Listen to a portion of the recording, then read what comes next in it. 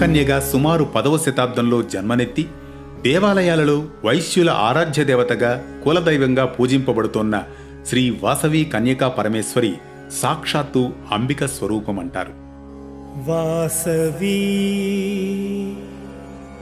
కన్యకా పరమేశ్వరి. ఈ అమ్మ దైవంగా మారిన వైనం తెలుసుకుందాం వేటు న్యూస్ అనగనగాలో.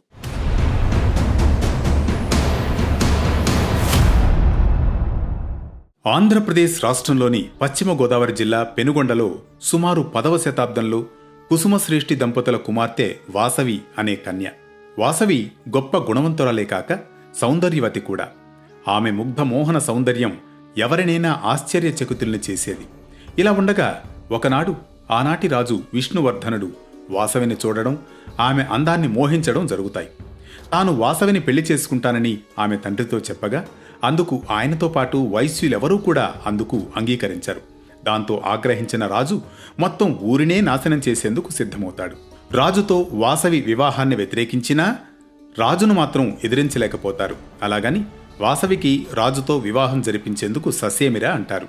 తమ అభీష్టానికి వ్యతిరేకంగా నడుచుకోలేక, రాజుతో పోరాడనూ లేక విరక్తి చెంది అందరూ మూకుమ్మడిగా మంటల్లో దూకి ఆత్మాహుతి చేసుకుంటారు. ఈ హృదయ విదారక దృశ్యాలు చూసిన వాసవి హృదయం రగిలిపోతుంది. దీంతో రాజును నిందిస్తూ శాపవచనాలు పలుకుతూనే ఆమె కూడా అగ్నిగుండంలో దూకి ఆపుతైపోతుంది.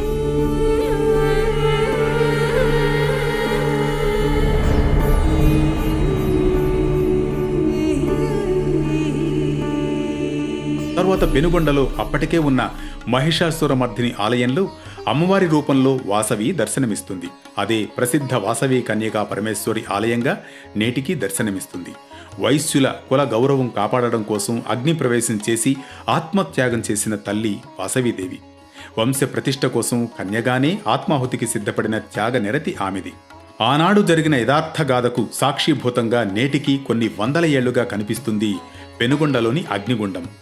మరో ఆసక్తికర కథనంతో మళ్లీ కలుద్దాం వేటు న్యూస్ అనగనగాలో. త్రిపుర సుందరి శివ మనో